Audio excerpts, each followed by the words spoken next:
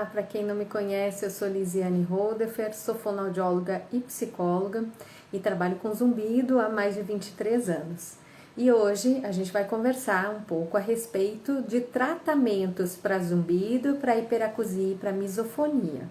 São tratamentos que são diferentes, o que eu gostaria de conversar com vocês é mais sobre tratamentos que são validados e tratamentos em que a gente tem um respaldo científico, vamos dizer assim, para poder endossar, embasar e indicar esses tratamentos. Então, vou conversar a respeito de tratamentos que a gente sabe pela ciência que são tratamentos considerados indicados para pessoas que têm zumbido, que têm misofonia e hiperacusia, tá?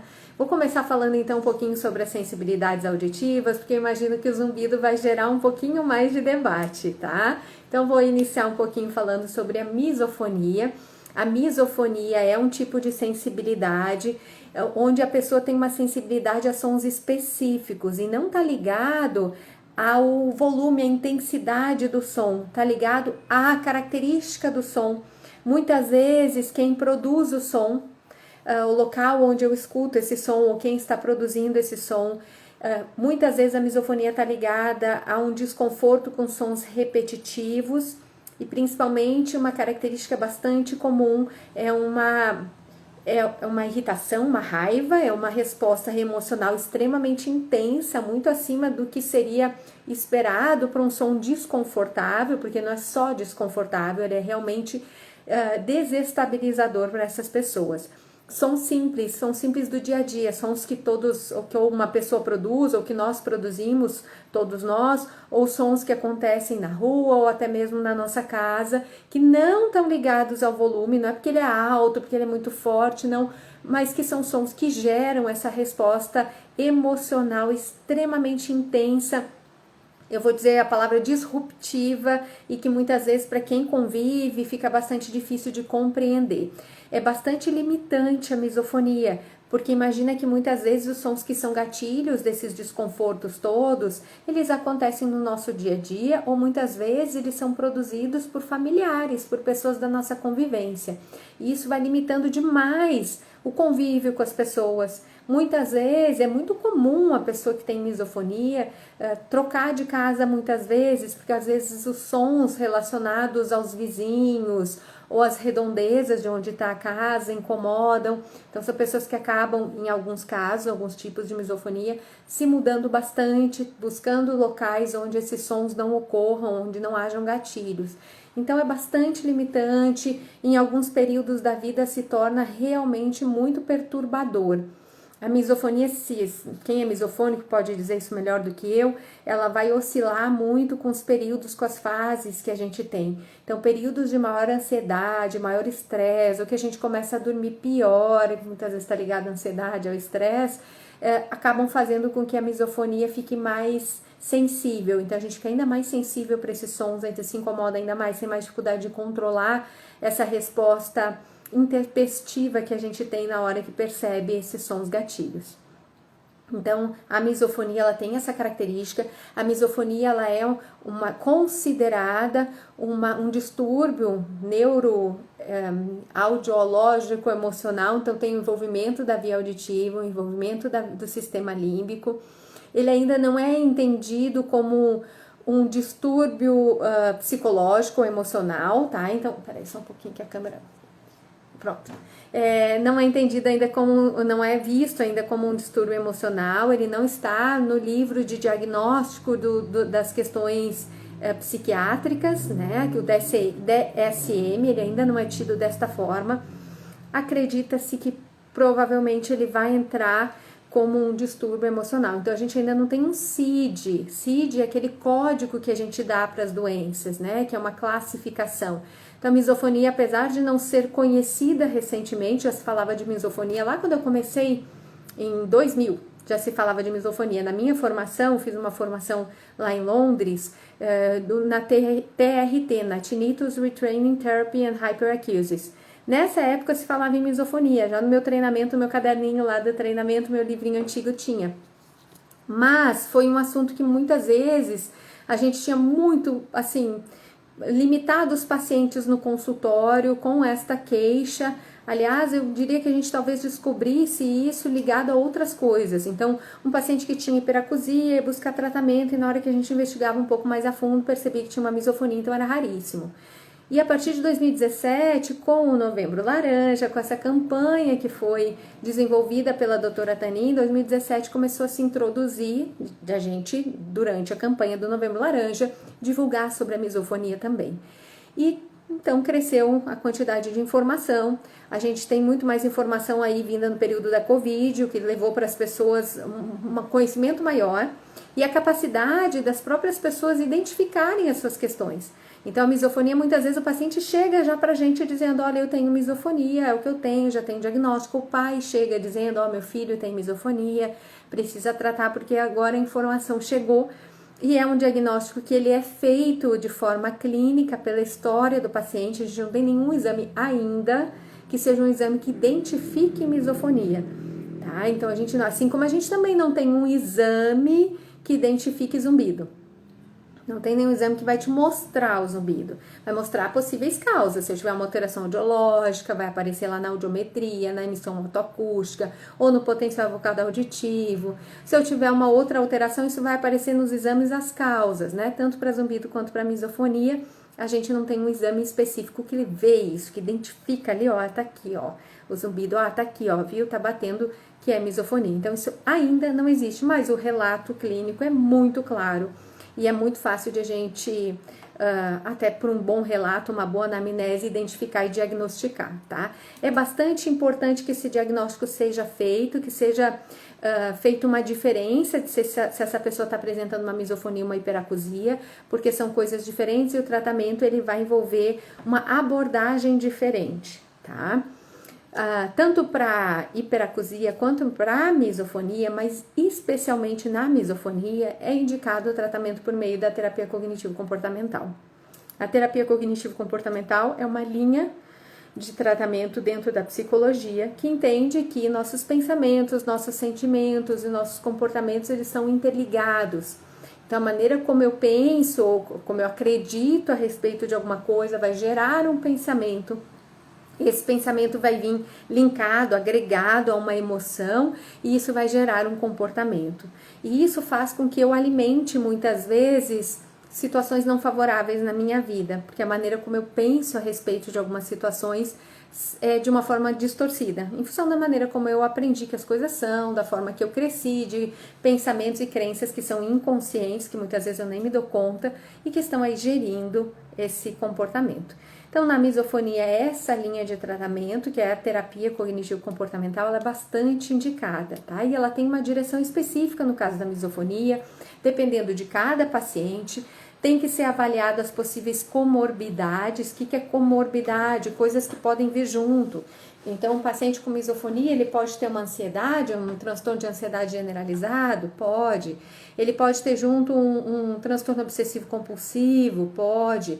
Ele pode ser um paciente que tem um transtorno do espectro autista também. Então, assim, todas essas avaliações, esse olhar precisa ser muito bem feito para poder direcionar a terapia da melhor maneira possível. Na misofonia, já vou deixar bem claro, nenhuma terapia é uma revolução. Nossa, eu comecei sou outra pessoa de hoje para amanhã, não funciona assim, tá, gente? Aliás, boa parte dos tratamentos vocês vão ver que nada é tão instantâneo. No caso da misofonia, mais ainda. Eu sei que é bastante limitante, bastante difícil de lidar, mas as pessoas vão, né, a gente vai durante o tratamento desenvolvendo estratégias, criando possibilidades aí de uma relação melhor, de uma convivência melhor. É bastante desafiador para o paciente, mas é possível sim melhorar, tá? Ninguém fala, ninguém promete cura para misofonia, tá? A gente sabe de pessoas, de relatos, de pessoas que têm esse momento, pelo menos, ou está no momento de cura de misofonia, tá? Mas isso nunca vai ser uma promessa e a gente ainda não tem essa garantia ou nem essa fórmula que possa gerar essa cura para todo mundo, tá? Então, a gente sabe de tratamento sim, de manejo sim, de melhora da condição sim, cura a gente não tem como garantir em relação à misofonia, tá? Esse seria o tratamento, acho que hoje, o que a gente tem aí dentro de todas as estratégias. Essas estratégias cognitivo-comportamentais para misofonia são as coisas que a gente usaria com mais força. Um outro tratamento que a gente pode lançar mão na misofonia e que também já tem muita validação, muitos estudos, e que eles inclusive falam em cura, é a terapia é a terapia de retreinamento do zumbido e hipersensibilidade auditiva, que eu falei há pouco que eu fiz a formação lá atrás, que é a Tinnitus Retraining Therapy and Hyperacusis. Ela é uma estratégia que trabalha com neuroplasticidade cerebral, e ela tem dentro das suas linhas de tratamento, o tratamento direcionado para a misofonia. Então, também é uma das estratégias que eu sempre lanço mão, eu costumo combinar as coisas, porque eu acho que tem resultados muito melhores. Então, também é uma estratégia bem interessante quando a gente pensa em tratar a misofonia, tá bom? Se alguém tiver pergunta aí de misofonia, pode colocar, eu vou pular então para a hiperacusia.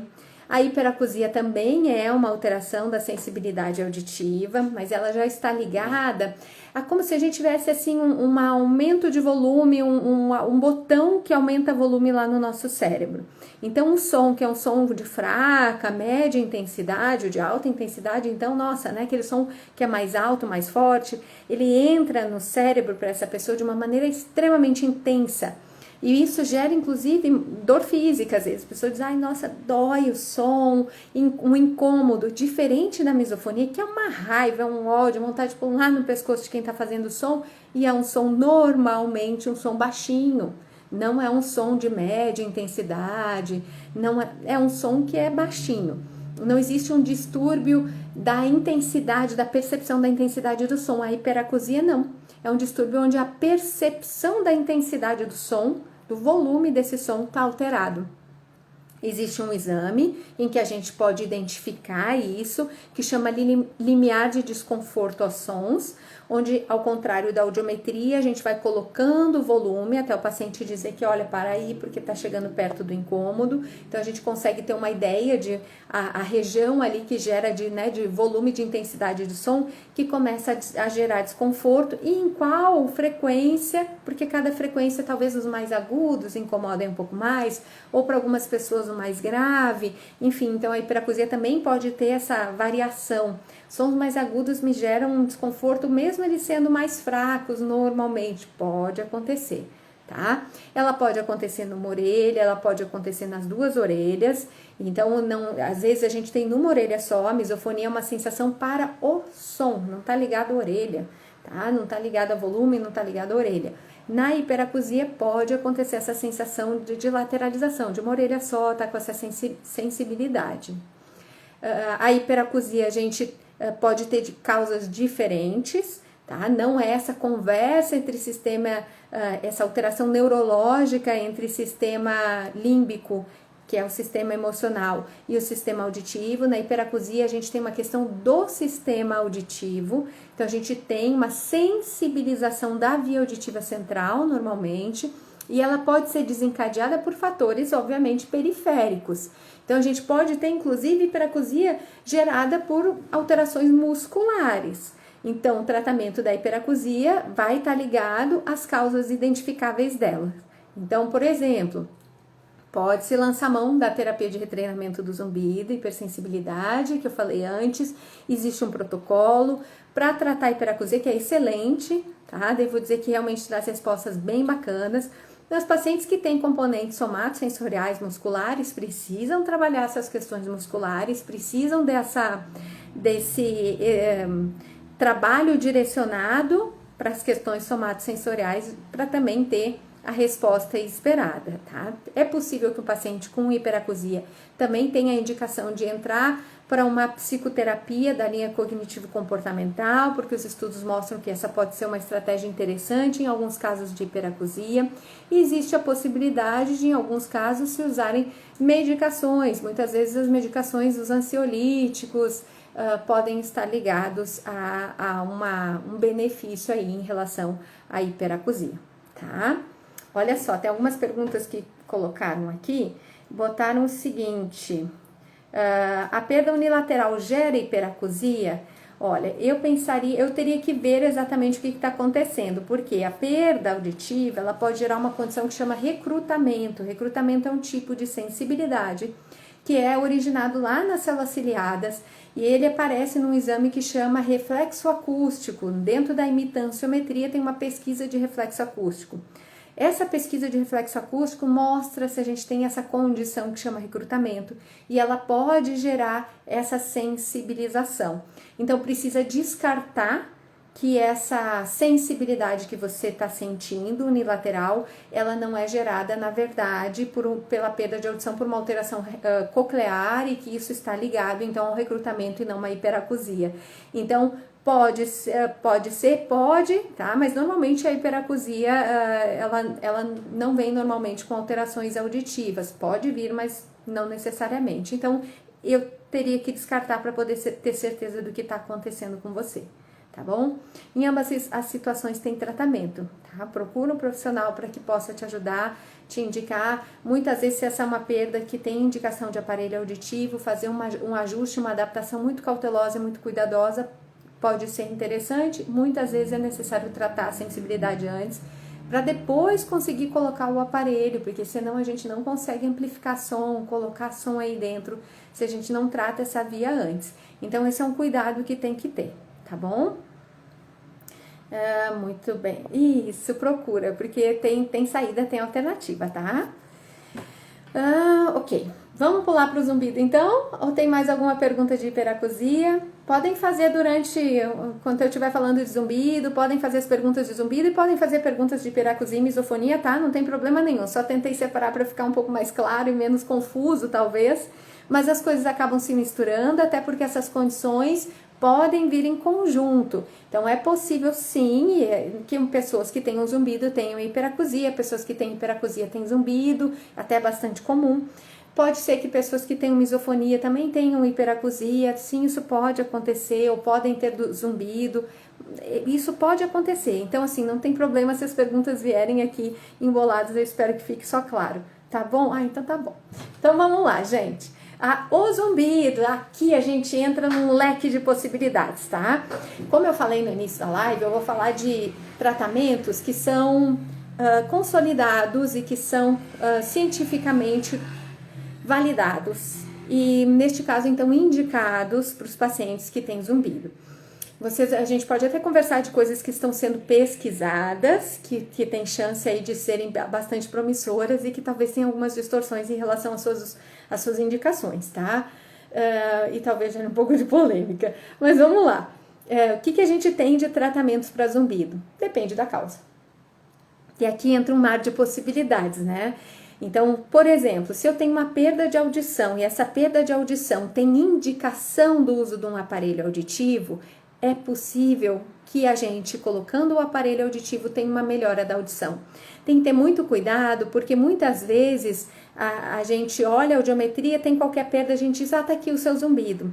E às vezes aconteceu comigo hoje no consultório, do paciente ter uma diminuição da audição num lado e o zumbido do outro. O que me faz suspeitar que muito provavelmente os componentes que estão ali ativando esse zumbido, uma perda, na verdade, não era uma perda mínima, não era nem considerada uma perda, mas assim, no limite ali tinha uma alteraçãozinha. Isso é um outro cuidado, a audiometria, às vezes que a gente diz, está tudo normal, está tudo nos parâmetros de normalidade. Mas às vezes quando a gente vai avaliar um pouco mais criteriosamente, a gente identifica ali fatores, frequências onde está um pouco mais baixo mesmo, no limiar de normalidade, mas não está lá em cima com as outras.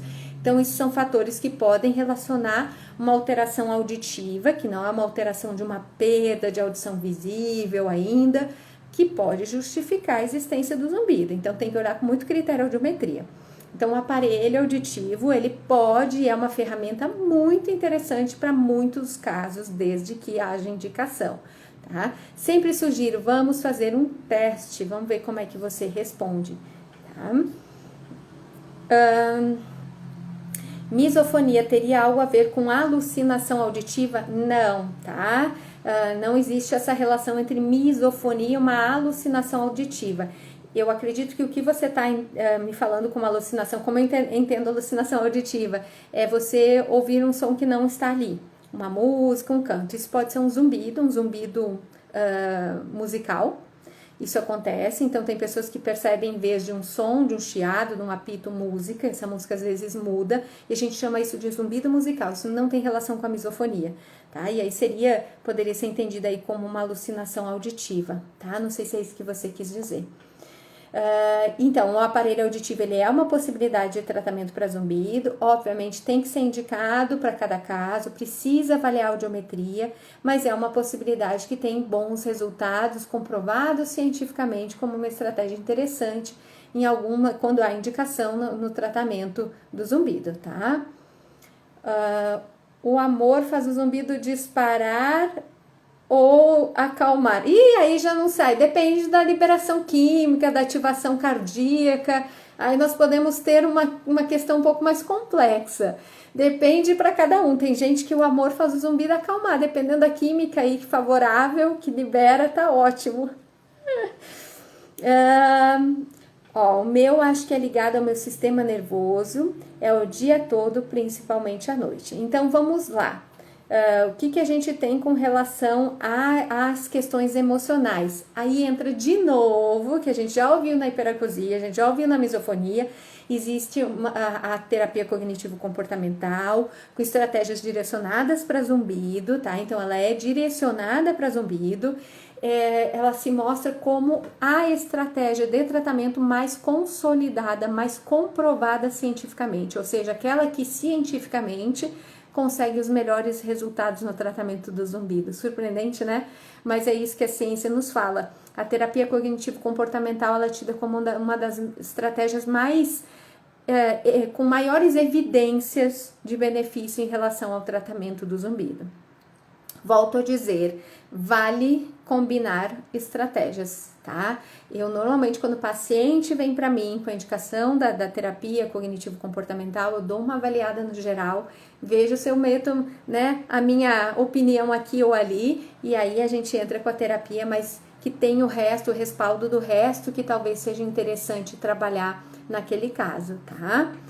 Como saber a causa do zumbido? O zumbido que eu tenho parece um motor ligado e quando durmo menos piora. Então, você já tem uma das possíveis causas ou dos incrementos aí para zumbido, que é o sono. Sono, para todos nós, ele é extremamente ligado à saúde, né? À sobrevivência hoje em dia. E sim, o zumbido, ele tem uma relação muito íntima com o sono. Então, um dos fatores para você, provavelmente, é o sono.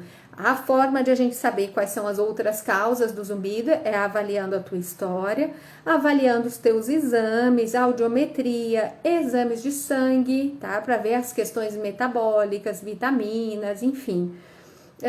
Avaliando todo o resto da tua história, avaliando a parte muscular, para ver se tem algum componente muscular, tá? Então, precisa sentar e ter uma boa conversa com um profissional para poder identificar aí as possíveis causas.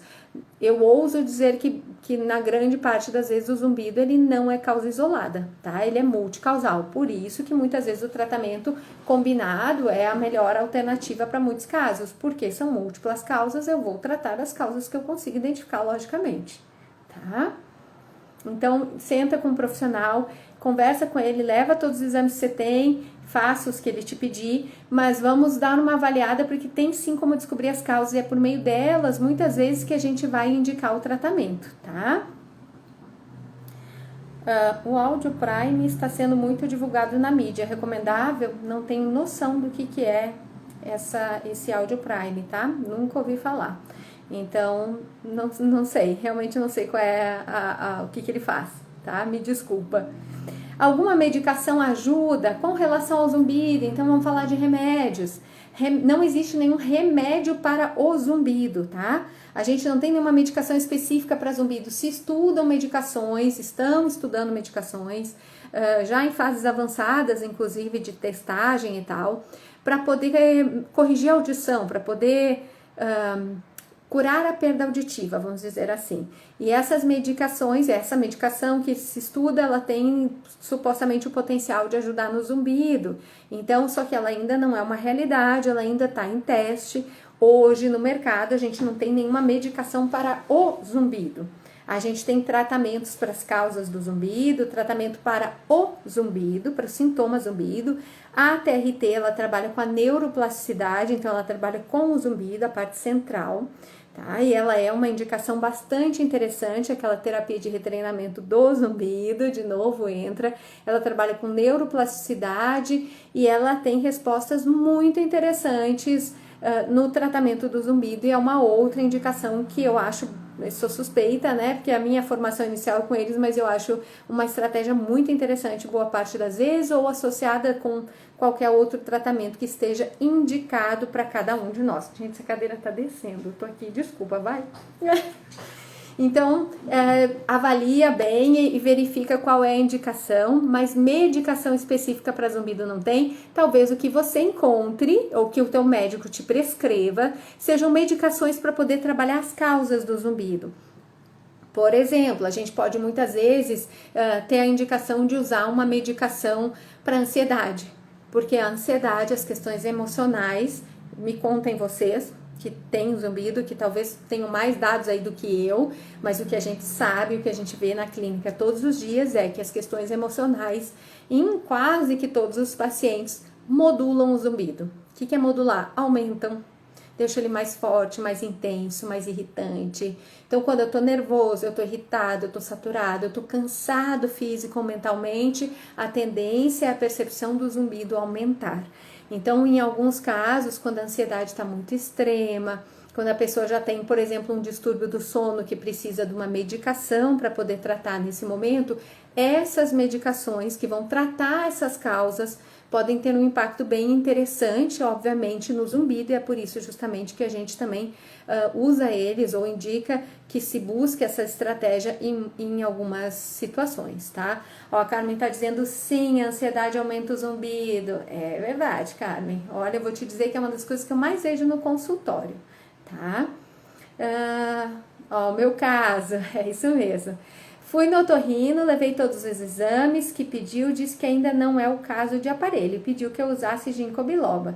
Então, você pode experimentar a ginkgo biloba. A ginkgo biloba, na verdade, ela tem como função, ela é um vasodilatador, ela vai melhorar um pouco a circulação sanguínea, e a estratégia provavelmente é nesse sentido de ver se isso tem algum impacto na orelha, né? Se melhorando a circulação sanguínea, melhora o zumbido. É muito controverso o uso do ginkgo biloba, assim como a gente tem estudos dizendo que ele pode ser interessante, tem estudos dizendo que ele não é tão interessante assim. Já tive paciente, não muitos, vou confessar, mas já tive pacientes que tiveram algum benefício com o ginkgo biloba, mas também não é a maioria, tá? Então é difícil dizer mesmo. Então, assim, talvez ele tenha identificado aí uma questão circulatória ali da orelha que talvez possa se beneficiar, imagino eu. Então, siga o tratamento no período que ele te sugeriu e verifique se isso possa ajudar, tá? Eliana, o zumbido aumenta com ansiedade, estresse, cansaço, né? Essas coisas tendem a aumentar mesmo. Ó, Mari, zumbido só aparece quando deitada e virada para o lado esquerdo. Aparece com mudança de estar de pé e abaixar. Às vezes treme os olhos, a visão fica embaçada por segundos e vem uma tontura. Então, tem duas coisas que me fazem pensar aqui. Uma delas é a questão vascular, né? Então, assim, talvez uma pressão e tal, mas a segunda coisa é muscular. Você já avaliou a musculatura? Você já foi num profissional para poder dar uma avaliada na questão somática, sensorial, muscular? Porque pode ter essa relação bastante interligada aí do zumbido com a questão muscular por essas suas características, só avaliando para saber, tá? Então, tem que fazer a avaliação completa, procura um otorrinolaringologista, de preferência um otoneurologista, que é esse especialista dentro do otorrino, que é especialista em orelha, em ouvido, então vai ver essa questão de tontura, vai ver essa questão do zumbido também, e aí provavelmente ele vai te indicar para um profissional, um fonoaudiólogo ou um fisioterapeuta para poder ver essa questão muscular, e aí trabalhar isso caso haja essa relação, ou ele vai pedir outros exames para tentar identificar se tem alguma outra questão que possa justificar essa sensação que você está tendo de deitar ou de baixar e levantar e sentir o zumbido modular com isso, tá? Vamos lá, teve uma pergunta que me deixaram também lá na caixinha de perguntas, o que você acha da neuromodulação auricular vagal para zumbido? Então, eu utilizo inclusive a neuromodulação auricular.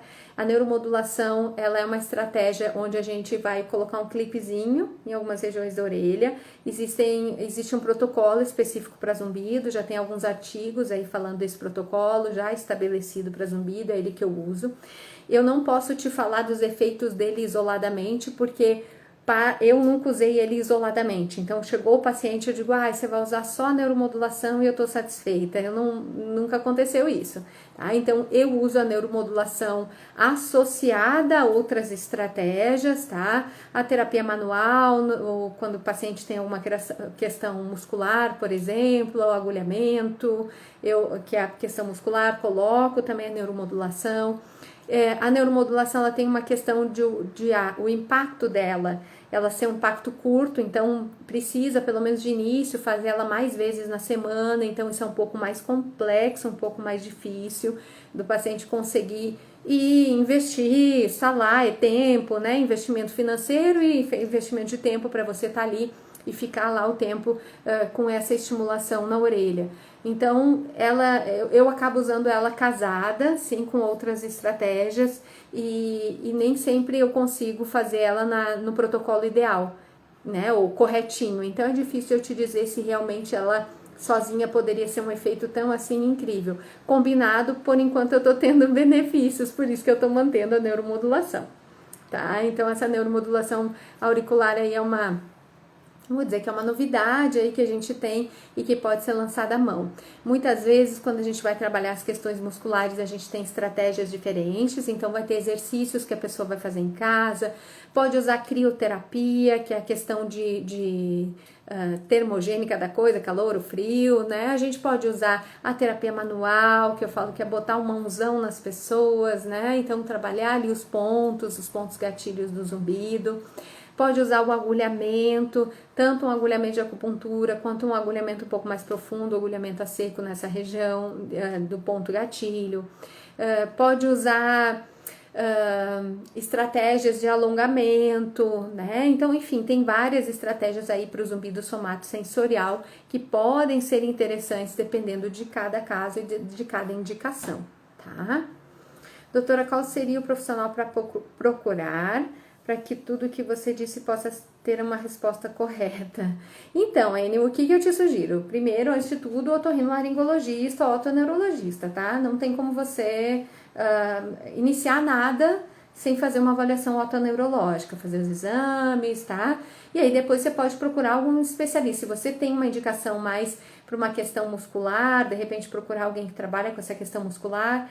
Muitos de nós, acaba que eu tenho uma formação que me favorece demais, que é a fonoaudiologia junto com a psicologia. A fonoaudiologia trabalha com musculatura de cabeça e pescoço, né? Então a gente tem ali essa formação, né? Na fonoaudiologia de motricidade oral e articulação, então a gente acaba trabalhando cabeça e pescoço, gente, memória, hein? Então a gente mexe com isso também, além de eu ser especialista no ouvido, ter feito toda a formação, então acaba que tem um pouquinho mais desse olhar. E eu brinco que eu sou metida ainda, né? Que vai dar uma olhada nos exames de sangue e aí discutir com o médico, ou conversar com o médico, ver quais estratégias, porque aí entra uma questão também que a gente tem que olhar na hora de tratar zumbido, que é a questão metabólica. Então, outro tratamento para zumbido pode envolver uma mudança alimentar, porque muitas vezes a gente tem alteração no metabolismo da glicose, a gente tem colesterol alto, muitas vezes a gente tem algumas faltas de vitaminas que devem ser repostas, algumas não tem outra forma de a gente às vezes não consegue pela alimentação, tem que repor essas vitaminas.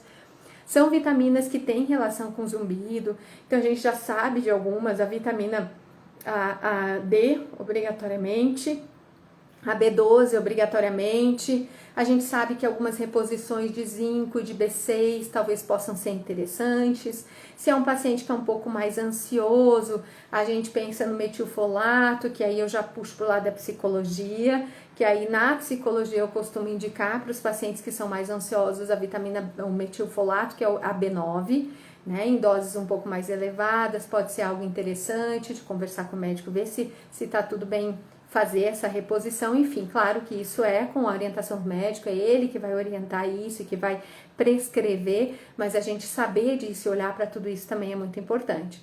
Então, vale você procurar um profissional que entenda de zumbido, que trabalhe com zumbido, que tenha conhecimento na área do zumbido para poder avaliar e talvez orientar e te indicar, tá? Já fiz alguns exames, ressonância, reposição de vitamina, procurou um psicólogo e fono, e triglicerídeo e colesterol estão altíssimos. Então, verifique essa questão do triglicerídeo e colesterol. Muitas vezes tem que fazer mudanças de hábito, então da rotina.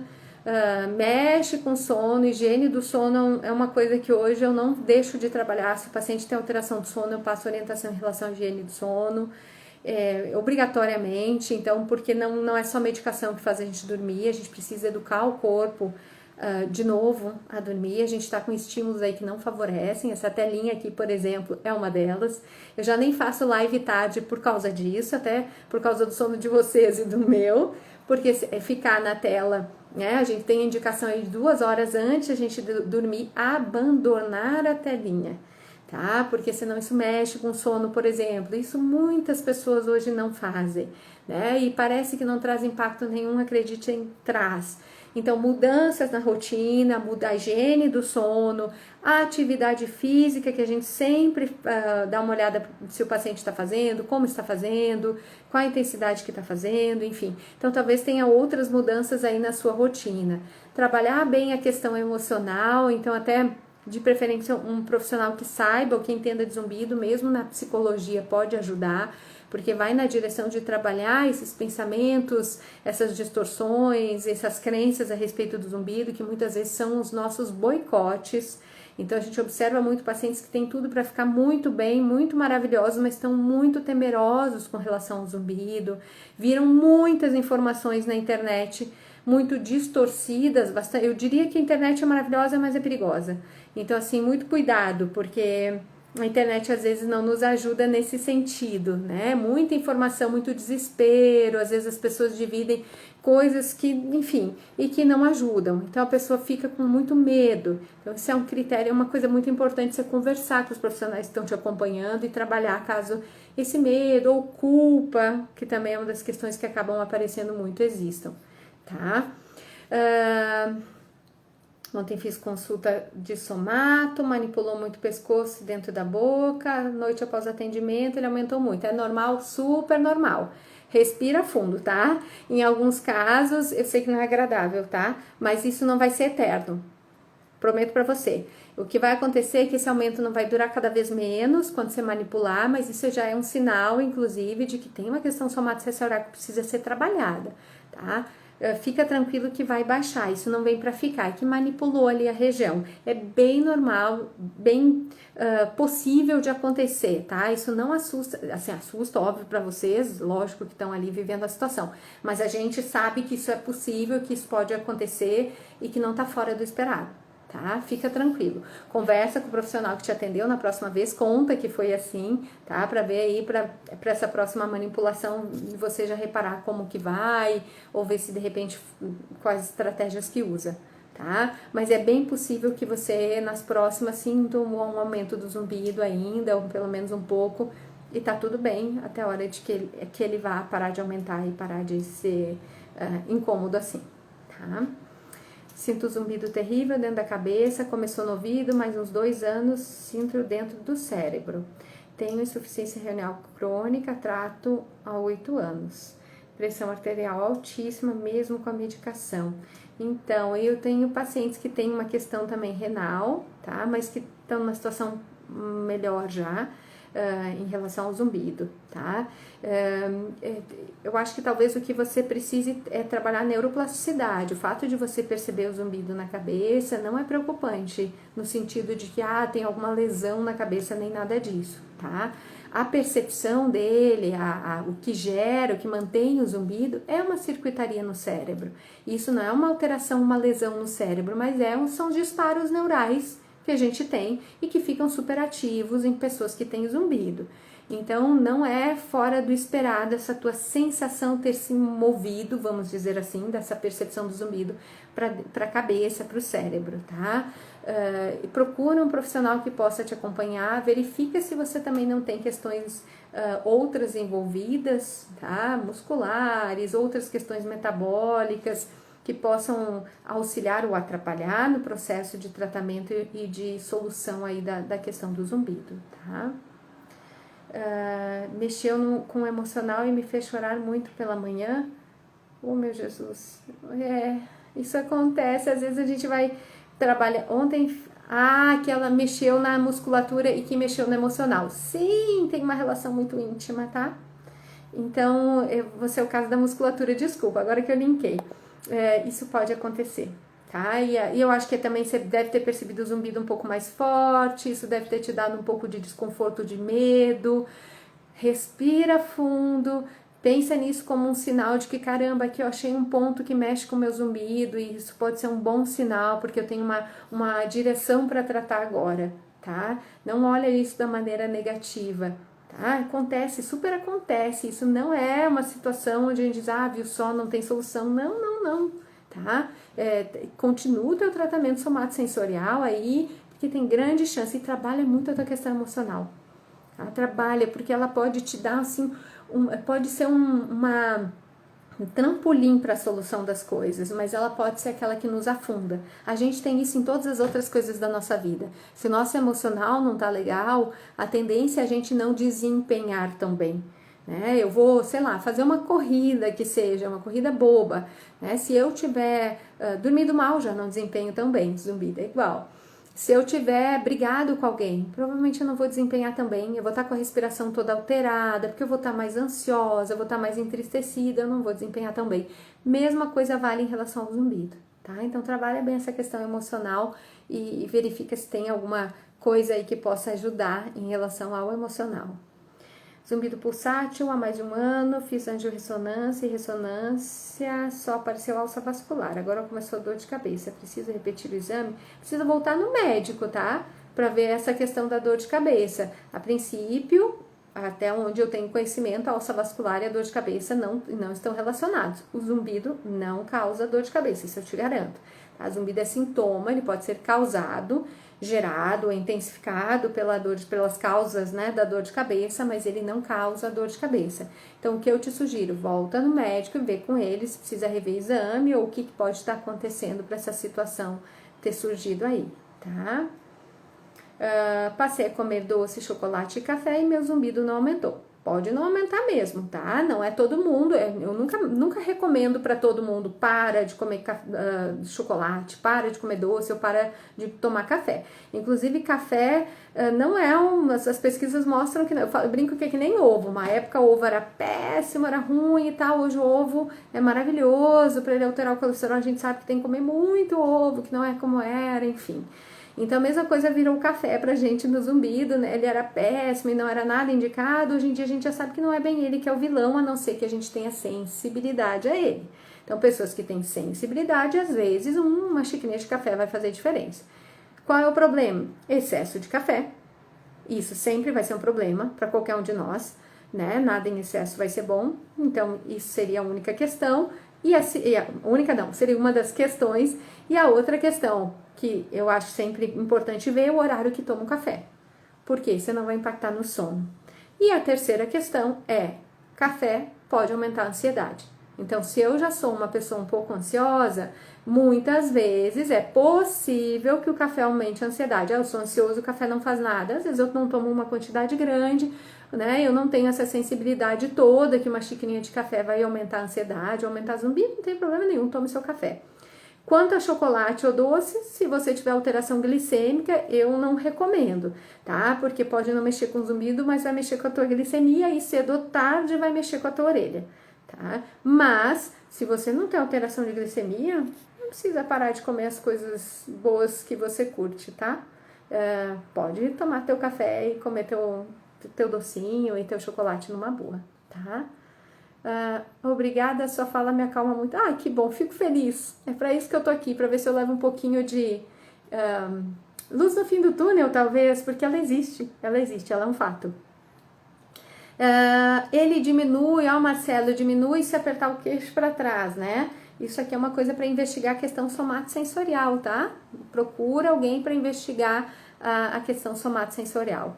A acupuntura ajuda a melhorar o zumbido, a acupuntura depende para qual direção. Então, a acupuntura, quando ela é usada para questão emocional, que pode estar linkada ao zumbido, tem excelentes respostas. A acupuntura, quando ela é usada para questões musculares, ela tem excelentes respostas. A acupuntura exclusiva, direcionada para o zumbido, nem sempre tem boas respostas. Tá? Então tem que ver qual a direção aí da acupuntura. Eu sou acupunturista, então eu tô falando isso de caso sabido, assim, né? E não é da minha boca, do que as pesquisas científicas nos mostram e nos relatam, tá? Utilizo bastante a acupuntura associada a outras estratégias, sim, também utilizo. Tá? Então eu acabo usando as agulhinhas ali na estrutura da acupuntura em muitos casos como um coadjuvante, como mais uma peça do quebra-cabeça no tratamento, tá? O espiritismo tem algo a ver com zumbido para você ou é fake? Espíritos obsessores ou os famosos fantasmas? Olha, aí eu acho que já entra uma questão daquilo que a gente acredita. Se a gente acredita, isso é real, né? E se a gente não acredita, isso não é real. Existem fatores físicos no zumbido. E esses fatores independem da questão espiritual. Então, eu nunca olharia para uma questão puramente do olhar espiritual ou espiritualista da questão. Tá? Eu sempre buscaria unir as duas coisas, não tem problema nenhum. Acho que fé é uma das coisas que nos mantém de pé, e que em determinadas situações é a fé que nos sustenta, é a fé que nos segura. Mas a gente tem uma parte que é humana, que é física e que ela não pode ser ignorada ou esquecida, tá? No caso do zumbido também, tá? Então eu sugiro sempre buscar unir as duas coisas, tá? A acupuntura ajuda a melhorar o zumbido, a gente já falou. Pronto, vamos ver se tem mais. Obrigada, você é muito rápida no seu conhecimento. Eu sou bastante objetiva, isso é coisa de gaúcho, eu acho, né? A gente é meio diretão, assim, meio papum. Eu espero que isso seja bom, né? Que isso ajude. Enfim, não sei se tem mais alguma pergunta. Eu vou tratar de uma questão talvez um pouco polêmica, que tem se falado muito, o uso do laser no tratamento do zumbido. Então, eu vou falar para vocês aqui, não é uma questão pessoal, é uma questão científica. Existem vários estudos sendo feitos e a gente não tem ainda para laser para zumbido um protocolo para isso, tá? Então a gente sabe que o laser é muito eficiente, é muito interessante nas questões somatosensoriais relacionadas ao zumbido. Então eu posso usar o laser como uma estratégia para trabalhar a musculatura que pode estar relacionada ao zumbido, mas a gente ainda não tem protocolado, cientificamente replicado um protocolo comprovado. Existem trabalhos com protocolos diferentes, com número de sessões diferentes, com estratégias diferentes, e que então a gente não consegue, a ciência ainda não indica, tá? Isso eu estou falando para vocês do Congresso Internacional, que foi falado inclusive isso, eu já falei isso em outras lives, que isso não é uma indicação dos médicos de lá, dos profissionais da comunidade científica ainda, o laser como uma opção de tratamento específica para zumbido, para as questões somatosensoriais a gente já sabe, mas para laser específico para zumbido, por uma questão de a gente não ter ainda uma validação, um protocolo único, uma estrutura única. Eu acho que sim, tem uma grande chance dele ser interessante, é uma área que eu tenho muita curiosidade, estou aí entrando, fotobiomodulação e a parte do laser aí, mas a gente ainda não tem como dizer, não, vai lá e faz laser que é a solução para todos os problemas, porque isso ainda não está comprovado, tá? Então, não é uma indicação que a gente daria, uma indicação científica em relação a isso, tá? Zumbido pós-cirurgia de válvula aórtica, alguma relação? Medicação, talvez, na anestesia, alteração de circulatória, mas a princípio só se for alguma dessas questões, tá? Conversa com o médico, vê se tem alguma medicação ou alguma questão assim que possa estar relacionada. A princípio, não vejo que tenha necessariamente alguma questão, tá? Mas pode ser medicação, pode ser a questão anestésica aí, tá? Ó, falei do laser que me pediram aqui, já tinha falado dele, tá? Enfim, ó, apareceu mais uma pergunta: como lidar com a hiperacusia e fonofobia no ano novo, com vizinhos colocando sons de música alta? Aqui, já que a lei parece que vai até 23 horas da noite, deveria ser mais cedo para desligar. Muito complicado isso para quem tem a sensibilidade auditiva. Nesses casos e nesses momentos, sim, eu indico que se use uma proteção auricular, até porque esses sons, para todos nós, deveríamos usar. Se esses fogos de artifício estão muito perto da gente, é um vizinho e tal, a gente também deveria proteger. Tá? É um som forte, é um som que pode, né, incomodar, não só incomodar, mas machucar a orelha. Então, nesses casos, eu sugiro o uso da proteção, tá? É uma situação pontual, a gente não usa, a gente não indica o uso da proteção, né, dos protetores, os abafadores 24 horas e tal, como é um tratamento, não é um tratamento, mas nessas situações eu acho bem válido usar, tá? Então, eu sugiro que você faça uso deles nesses momentos, tá? Querido Enio, muito obrigada. Eu fico. Ó, isso aqui é filtro, tá, gente? Ninguém me merece essa hora do dia, nem eu, porque nem eu consigo me ver. Então, não confiem nisso aqui, tá? Se vocês conhecerem presencialmente, não vai ser assim, eu tô com filtro. Ozônio serve para zumbido. Então, segunda polêmica, boa, Flávia, eu já ia esquecer do ozônio. Ozônio entra no mesmo naipe da questão do laser. E aí a gente tem uma outra questão que é a estimulação magnética transcraniana, que também há um tempo atrás entrou como um boom. Foi dito que nem foi dito agora do laser, nossa, é a solução para todos os zumbidos e tal. E que no final a gente também não conseguiu um protocolo. Ozônio, mesma coisa, a gente não tem uma validação científica. A gente não consegue replicar achados. Para a gente poder considerar um tratamento indicado para determinada coisa, a gente precisa usar esse tratamento em diversas pessoas. Então, a gente tem um monte de pessoas que a gente utiliza esse tratamento e que um X delas tem um benefício. E que eu, repetindo exatamente esse protocolo que eu usei, então fazendo esse trabalho de novo, as pessoas vão encontrar exatamente uma resposta muito parecida, muito similar, muito próxima a essa que eu encontrei. Precisa dessa replicação. Então, ter um protocolo que é um protocolo estabelecido e ter a replicação desse protocolo. No caso do ozônio, a gente não vê isso também ainda. É possível que surja, é possível que tenha aí uma outra estruturação. Gente, eu tô falando desse momento agora. Essa é uma área que muda, como várias áreas, na verdade, que muda a cada segundo. Então, não levem isso como lei eterna, tá? Levem isso como como o que a gente tem, o que eu sei, pelo menos, até o presente momento, tá? E a estimulação magnética transcraniana se mostrou muito interessante para pessoas que têm depressão. Então, quem tem zumbido e tem depressão, a estimulação magnética transcraniana melhorando a depressão, melhora o zumbido. Então, nesses casos, os pacientes apresentavam uma boa resposta, mas ela exclusiva para zumbido não conseguiram um protocolo único, que é o que acontece ainda com o laser. Um protocolo único que conseguiu ser replicado e tem aí respostas que são respostas que possam indicar isso como um tratamento direcionado, ideal ou consolidado cientificamente para o tratamento do zumbido nesse caso, tá? Pessoal, vamos ser generosos. Apertem o coração. Ai, bonitinho. Obrigada, viu? Obrigada, Enio. Nina, boa noite, Nina. Pessoal, vocês têm mais alguma pergunta?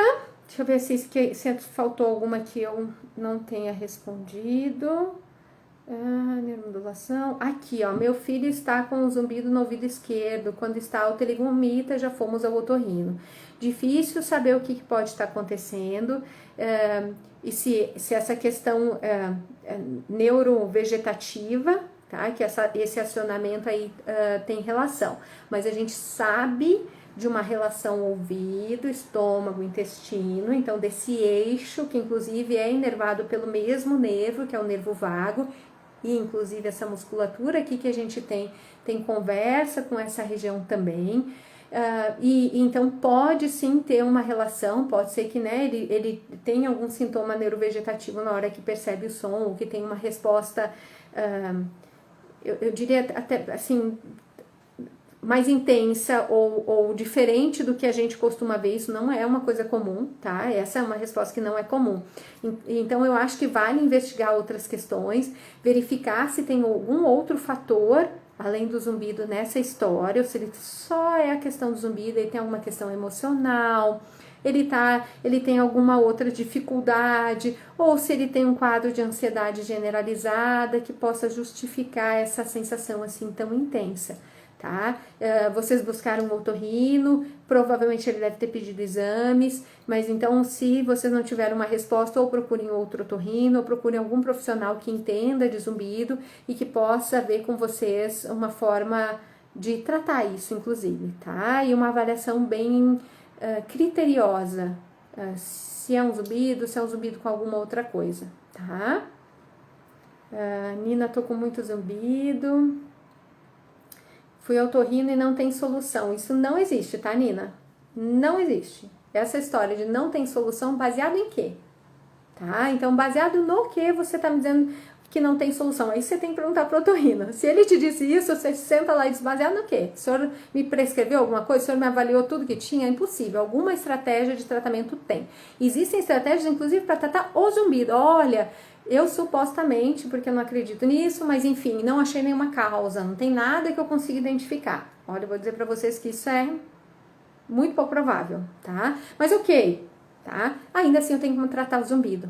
Eu posso usar estratégias de neuroplasticidade que podem modular essa ativação cortical, essa ativação aqui no meu cérebro, e isso pode melhorar o zumbido. Então, eu posso usar mindfulness, eu posso usar terapia cognitivo-comportamental, eu posso usar terapia de retreinamento do zumbido e hipersensibilidade, eu posso usar as três juntas, e isso trabalhar o meu córtex, isso trabalhar o meu zumbido. Então, não tenho o que fazer, não aceite essa resposta, tá? Eu não aceito esse tipo de resposta sem minimamente a gente tentar as estratégias que a gente tem aí, e existem sim, tá?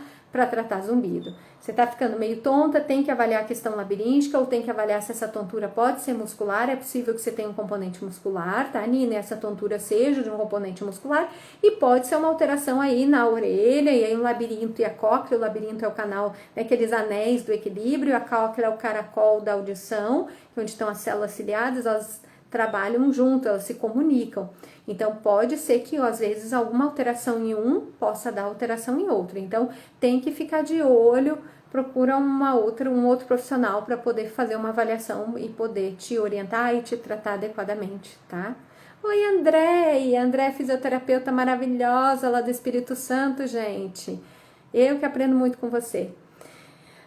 Adora, eu uso aparelhos, o uso de aparelhos cura o zumbido. Eu não vou te dizer cura o zumbido, apesar de que existem sim casos de cura do zumbido com uso de aparelho, tá? Tanto aparelho auditivo quanto o aparelho com módulo gerador de som, ou com ambas as modalidades. Muito cuidado na hora de acionar, pegue um profissional que entenda o que está fazendo, inclusive, para fazer isso numa ordem correta, num cuidado um pouquinho maior, de uma forma mais terapêutica, tá? Mais calma nessa adaptação, nesse ajuste do aparelho. Mas sim, quando está bem indicado e bem adaptado, o aparelho pode ser um recurso muito interessante no tratamento do zumbido também, tá? Mais alguma pergunta? Tem aqui, desculpa, gente, eu não vi. Oxi. Vamos ver aqui. Passou, pulou aqui. Estou com zumbido há 3 anos, já vários exames e até agora sem solução. Tem implante dentário, eu já fiz. Os otorrinos disseram que tinha que acostumar. Oro todos os dias pedindo a Deus a minha cura. Emília, dá uma boa pesquisada se você já abriu todas as possibilidades de investigação, tá? Verifica se você realmente fez tudo que é indicado aí, ou que seria indicado, tá? Então, eu não sou muito fã dessa ideia, assim, de que não há o que fazer, volto a dizer. Você já falou que fez várias coisas, inclusive implante, mas talvez tenha, várias coisas não seria necessariamente aquilo que seria o mais indicado ou necessário, ou tudo que poderia ser feito no seu caso. Então, tem um pouco de cuidado com isso, porque, enfim, tá? Não necessariamente isso é real, tá? Com os anos o zumbido aumenta? Não necessariamente, tá? Então, o que a gente tem que ter em mente? Olha que curioso, 80% das pessoas que têm zumbido não se incomodam com ele. Eles têm zumbido, vão passar o resto da vida com essa percepção, para você ver que não aumenta, né? E eles levam a vida numa boa, tá? Então, assim, não teria por que esse zumbido aumentar. Quando eu tenho uma condição que é um gerador de zumbido que não está sendo tratado, e aí é uma tendência que isso possa aumentar. Então, o que eu quero dizer com isso? Eu tenho uma alteração muscular. E eu tenho essa alteração muscular, e essa alteração muscular só fica lá cada vez mais, né, alimentada, digamos assim, pelos meus comportamentos musculares, posturais, enfim. É possível que aumente? Sim, é possível que aumente. Isso quer dizer que não tem tratamento? Tem tratamento, tá? Ou eu tenho um zumbido que é de origem de uma perda de audição, e essa perda de audição aumenta, então eu percebo mais ainda o zumbido, porque eu não estou colocando um aparelho auditivo para me trazer esse som de volta, que a orelha não está trazendo. Então pode ser que essa percepção aumente? Pode ser que essa percepção aumente neste caso, tá? Mas não necessariamente ele precisa aumentar ao longo do tempo, tá? Não tem essa regra, tá? Se não tiver nenhum fator ali alimentando ele, não necessariamente ele tenha, porque lembra das 80% das pessoas que têm zumbido e que nunca vão buscar ajuda, ou seja, ele nunca vai ser um incômodo, nunca vai chegar a um ponto de aumentar e incomodar, tá? O otorrino que eu fui não perguntou nada, só disse para usar ruído branco para dormir. Que não tem o que fazer. Audiometria normal. Olha, que coisa boa a audiometria normal, né? Então vamos trabalhar o resto. Isso aí, não compra essa ideia de que não tem o que fazer. O uso do ruído branco pode ser uma indicação muito boa, mas ela tem todo um porquê, tem toda uma orientação nesse fundo. Tem que ver se o ruído branco é uma indicação interessante para você. Eu não lidaria bem com ruído branco. Eu tenho pacientes que amam ruído branco, que está maravilhoso, que pode ser uma estratégia de terapia sonora, mas tem todo um resto, uma orientação que é muito necessária, uma explicação, um entendimento do que está acontecendo que é muito necessário, e eu investigaria outras possíveis causas aí nessa história. Você fez exame de sangue, você avaliou o metabolismo, você verificou as vitaminas, você fez alguma estratégia de avaliação somatosensorial muscular dessas questões, como que tá a tua questão emocional, como tá a tua rotina, como é teu sono, você faz atividade física, como que você faz, quanto que você faz, como é a tua alimentação, como é a tua rotina, tá? Então são coisas aí que podem estar envolvidas. Parece coisa muito básica e simples, mas que faz uma diferença imensa, tá? Zumbido que aumenta com barulho do trânsito e até água do chuveiro, que pode ajudar a melhorar. Difícil de dizer, a gente tem que saber o que pode estar causando, tá? Pode ser, volto a dizer, pode ser muscular, muito provavelmente, inclusive pode ter um componente muscular, mas o que fazer para melhorar, só a gente sabendo o que é que está envolvido. Não existe uma fórmula única para todos os zumbidos. Eu sei que é uma, né? Eu sempre falo isso, eu sei que é uma dor, né? De a gente não ter um remédio para zumbido, uma estratégia única para todos os zumbidos e tal. Não dá para dizer, não tem como dizer sem avaliar, porque com certeza eu vou estar falando bobagem, tá? Então, assim, infelizmente, só avaliando para ver o que pode estar acontecendo para essa situação, para os sons, ao invés de mascararem, de aliviarem os zumbidos, estarem gerando uma intensificação desse som. E aí tem que avaliar o que pode estar envolvido, tá? Aqui o zumbido tem aumentado, então vamos observar o que é que está acontecendo, quais são os causadores que podem estar envolvidos. Não tem labirintite, exame de audiometria pode ser normal, e ainda assim eu volto a dizer, avalie a audiometria mesmo que está nos parâmetros de normalidade com critérios um pouco diferentes, um pouco mais criteriosos, quando tem zumbido. Meu zumbido parece ter começado no ouvido, percebe que está dentro da cabeça, é aquilo que a gente conversou agora há pouco. É muito normal isso acontecer, essa sensação de ele mudar de lugar. Isso não é uma situação vista como negativa, nossa, então tem alguma coisa muito errada, ou isso é sinal de que tem alguma alteração na minha cabeça. Não é assim, o zumbido ele pode ser percebido em diferentes locais e ele pode mudar de local ao longo da existência dele aí na nossa vida. Então, isso que está acontecendo com você, isso não é sinal de nada, de um prognóstico ruim, ou de alguma alteração, ou de uma lesão, ou de qualquer coisa do gênero, tá? Fiz todos os exames de ressonância do crânio, ouvido e maxilar. Causou algo no maxilar, porém não sinto nada.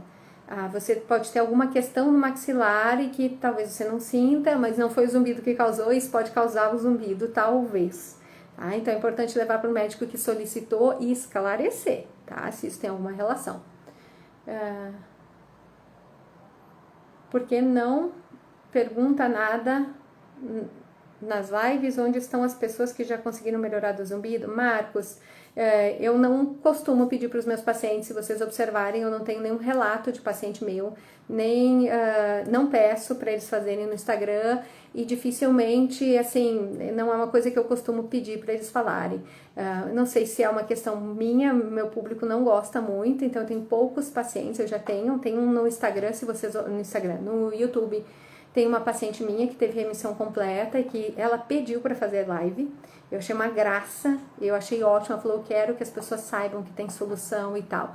Então existe, mas nem todo mundo quer se expor, infelizmente, porque eu sei que isso poderia ajudar. E eu também não tenho um perfil eu não sou muito blogueireira, então eu tenho um pouco de dificuldade nisso, é algo que eu preciso melhorar em pedir para os pacientes para eles falarem, tá? Existe aí, isso é um fato, tá? Eu tinha na cabeça e depois dos aparelhos senti o zumbido mais leve. Ótimo, continue usando o aparelho que a tendência é melhorar ainda mais, tá? Pessoal, vou encerrar em função do nosso tempo, a gente não caiu aí, mas eu vou encerrar.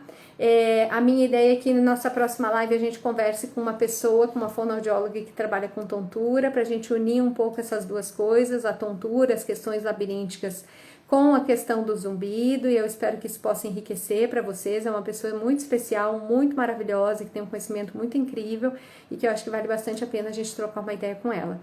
Tá? Então eu espero vocês aí na nossa próxima live. O que vocês precisarem, se tiverem dúvidas, coloquem. Eu costumo deixar para tirar as dúvidas na live, mas se a gente tiver uma live um pouco mais distante ou sobre outro assunto, eu vou tirando as dúvidas aí no Instagram ou no YouTube mesmo, tá?